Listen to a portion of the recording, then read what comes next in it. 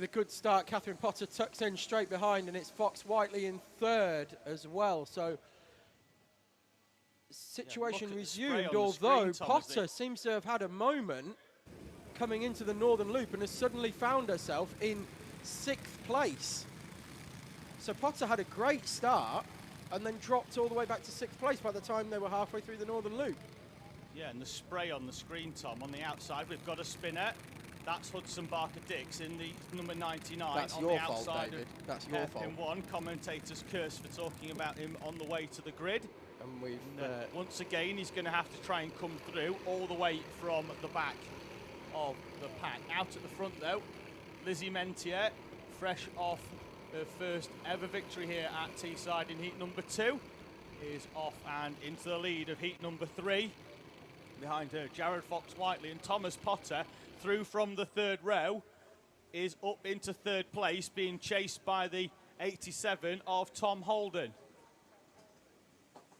And Catherine Potter, having started on the front row, remains in 6th place, behind Josh Cooke, who's come through from 9th, up into 5th place as they splash their way through. You can see just how wet it is on circuit now. It certainly looks clearer out of our commentary box window than it does on the screen. The screen picking up a lot of the spray that the drivers are kicking up. You can see from their wet weather, grooved Dunlop tyres.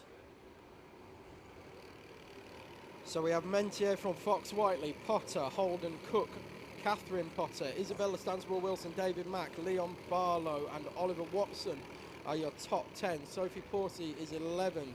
Up the inside is Tom Holden on Thomas Potter. And Potter coming back again with the under-over move that we see so often through hairpin 2 or hairpin 4. And Potter with good kart positioning, good racecraft. I managed to get back through. David Mack has passed Isabella Stansborough-Wilson on that lap. And we've got Holden has got back through on Potter as they exited the D chicane. Yeah, Potter you can went see wide. Huge puddles as they come through the wiggles, as we call them, the left, right chicane. Yeah, Potter going wide out of the D-shaped chicane allowed Tom Holden to get to the inside.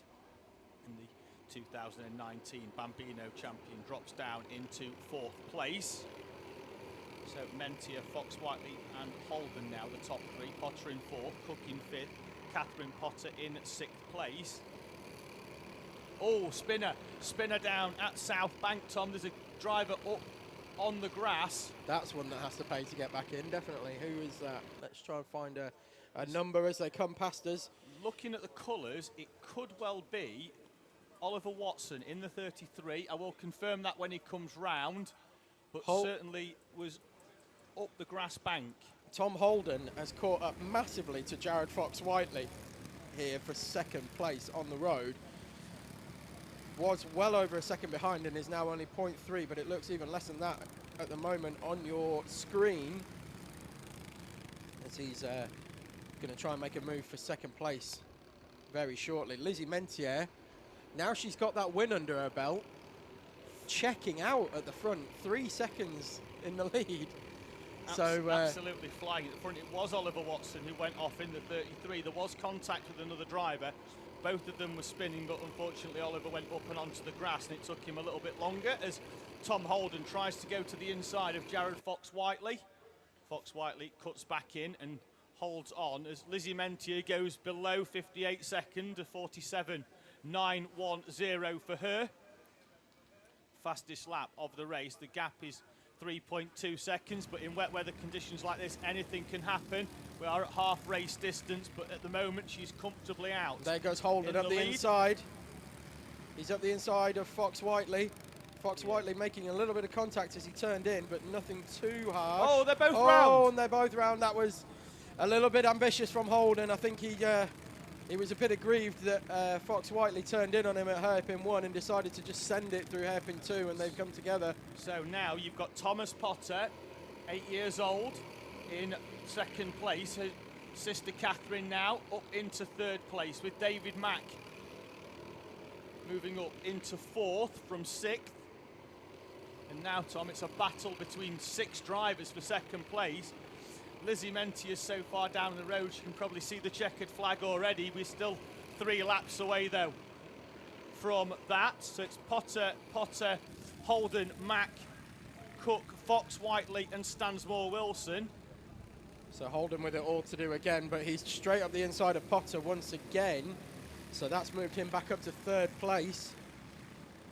So Holden with some good pace, and as I said, I think he was just a bit aggrieved that Fox Whiteley essentially tried to close the door too late on him through hairpin 1, and so just sent it up the inside of hairpin 2, and instead of receiving the same treatment was too far alongside Fox Whiteley, and they both went round. But now it's Potter hounding the back of Holden as they come through South Bank, but Holden just able to hold great pace through there.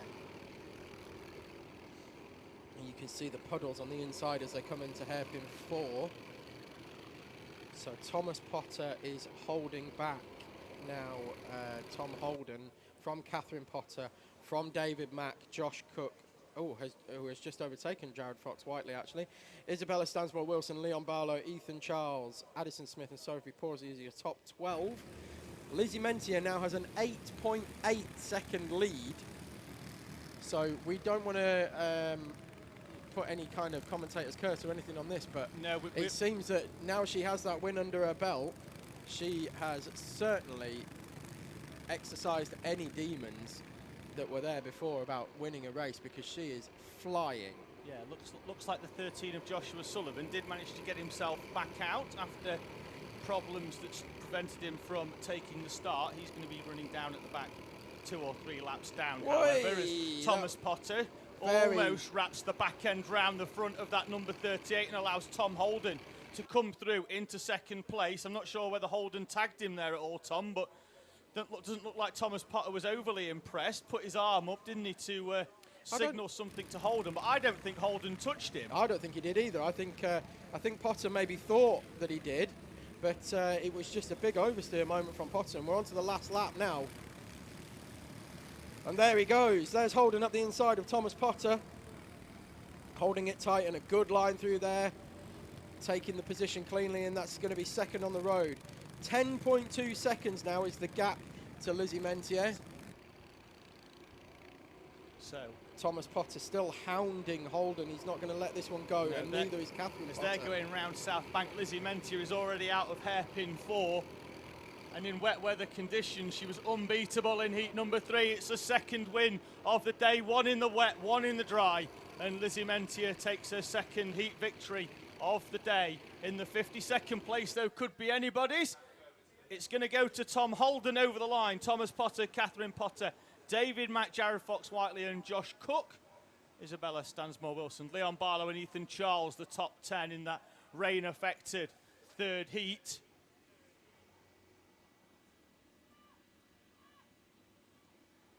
Yeah, fantastic action in the wet here from everybody except Lizzie Mentier, who actually just cleared off at the front. 11 seconds was the gap at the end. In a class of 1, it seemed. She was flying, and as we said, exercised any demons of winning races with now 2 in a row. So we'll see where they grid up for the final, but it looks like Lizzie Mentier could well be on pole for the final. And most likely in changeable conditions as well, because now it has stopped raining. While the spray is still very, very heavy coming off the back of these karts, it's already starting to dry up on the lines that they use, and I can actually see as they enter the D chicane out of the commentary box window, I can see 2 lines from where the tyres go, from where the tyres run over the circuit. So there is a line appearing that's slightly drier. So next we have our junior max and senior Rotax field coming out.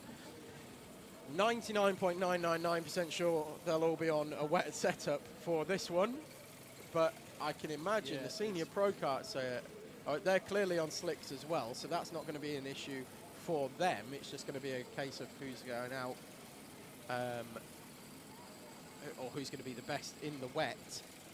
Yeah, in the